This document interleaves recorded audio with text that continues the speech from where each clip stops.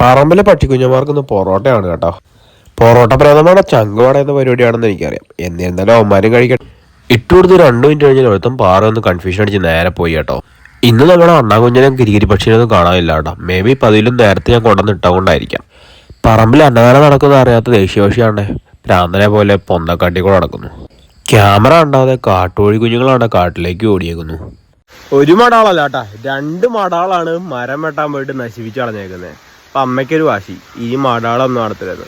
ഈ മടാള് കാണാൻ മഴ കൊണ്ടാണ് പരിപാടി എന്ന് പറഞ്ഞ് ഞാനും ഇറങ്ങി.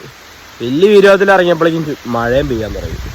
ഞാൻ എപ്പം ഏറുമാടത്തിന് മരം വെട്ടിറങ്ങി അപ്പം ഒക്കെ എൻ്റെ പങ്കൂടെ വരുന്ന ഒരാളുണ്ട്, മഴ. ഒപ്പം ജലദോഷം. ഇത്രയും ദിവസമായിട്ട് സൗണ്ട് മാറിയിട്ടില്ല കേട്ടോ.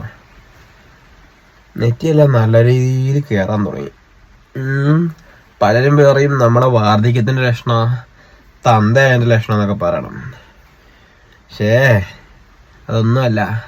നമ്മളെ സ്വന്തം തന്തയ്ക്ക് ഉണ്ടായെന്നുള്ളതിനെ തെളിവാ. എൻ്റെ അപ്പന് നല്ല വിഷമുണ്ട്, പിന്നെ എനിക്കുണ്ടാവേണ്ടിയിരിക്കുമോ? പിന്നെ അസൂയക്കാരൻ എനിക്ക് പ്രായമായ കൊണ്ടാണെന്നും അങ്ങനെയൊക്കെ പലതും പറയും. നമുക്ക് മൈൻഡ് ചെയ്യേണ്ട ആവശ്യമില്ല.